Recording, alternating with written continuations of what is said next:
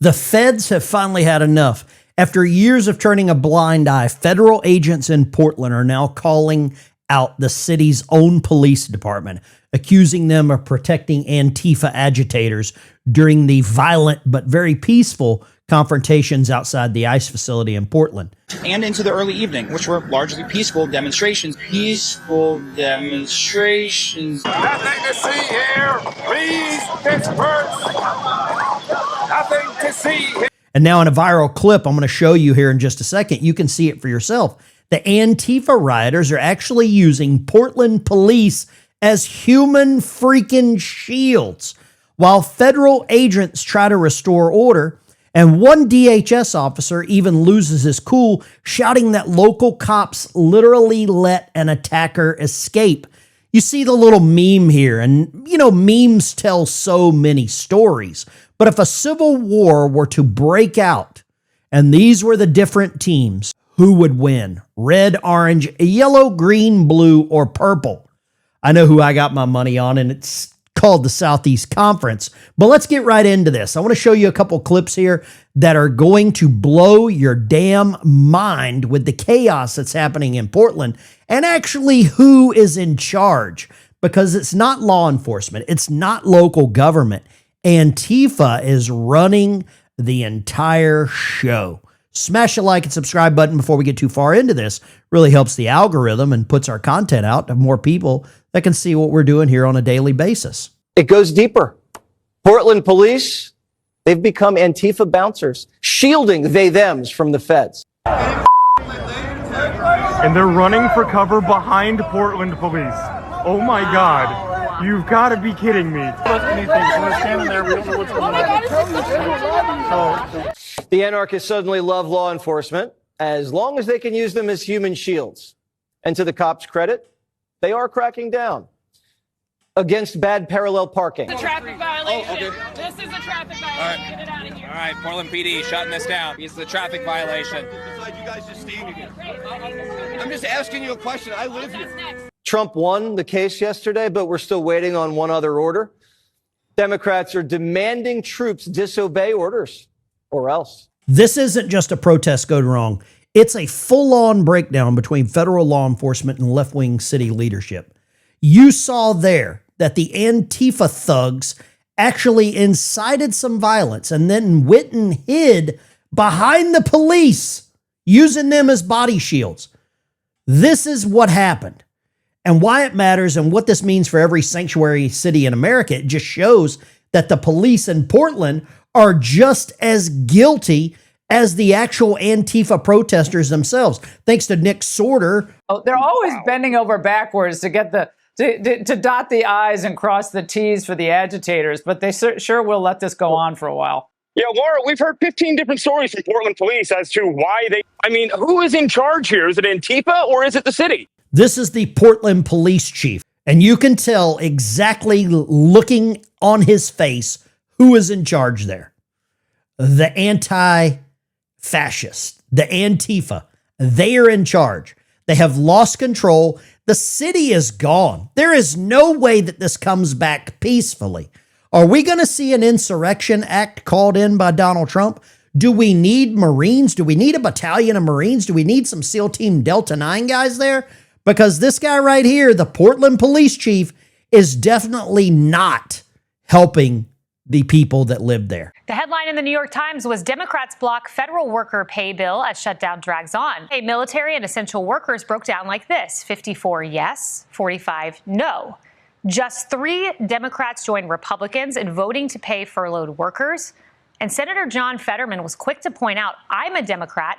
I voted yes. Vote. It's just been 3 Democrats time and again who voted for this bill. Does that surprise you? Yeah, it's Groundhog Day, and I'm just saying, and it's not entertaining. That's a great movie, but this is. You weren't surprised by the continual votes by your party to not reopen the government, but were you surprised when the vote came on Thursday to pay military, to pay furloughed workers, and you were just one of 3 Democrats saying, let's pay these essential workers? I mean, I'm not surprised when I do believe that there's a critical mass of my fellow Democrats that are dug in and out until there's an absolute ironclad kind of a deal. And And I do fundamentally believe Leader Thune is an honorable guy, and I do believe we could have a sincere conversation, after we can open it up.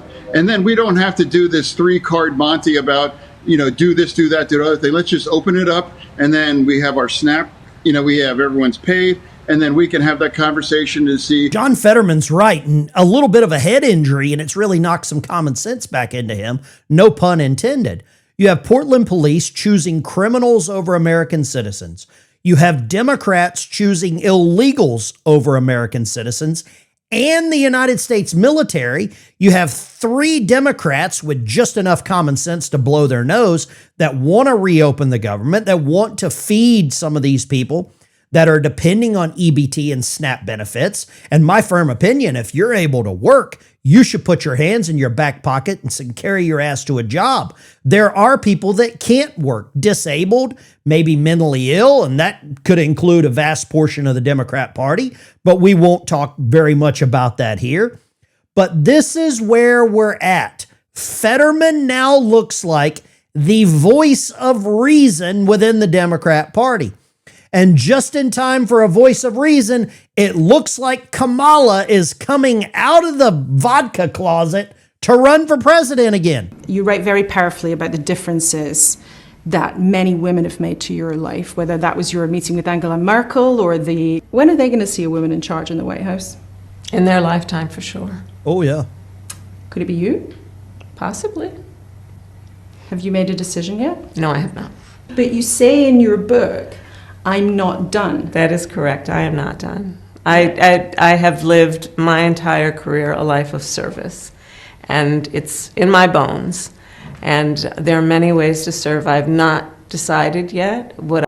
The jokes write themselves. A life of service, Willie Brown, in her bones. I know using a bone, she made her way to the vice presidency.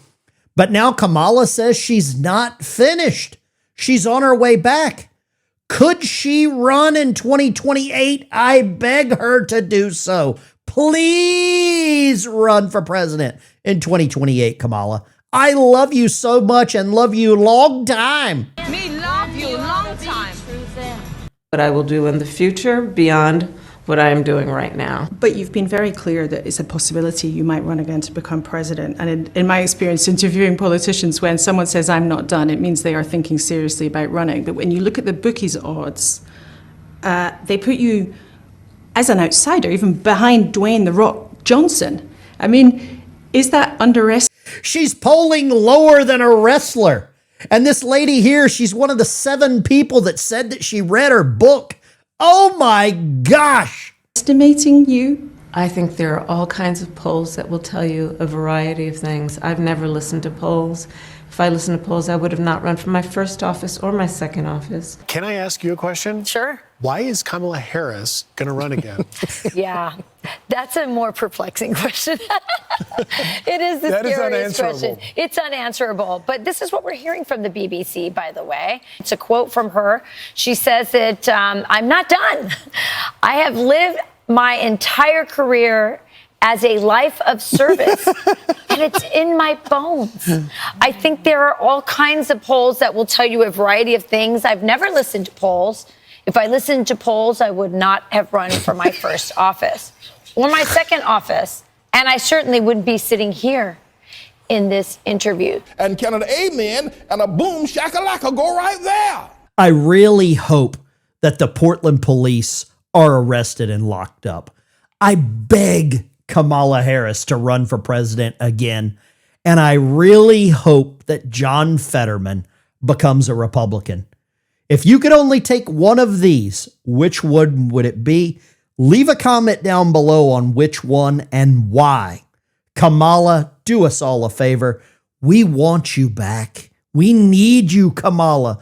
The American people demand that you run for president again. This is the Ben Dykes Show. Take care. See you on the road.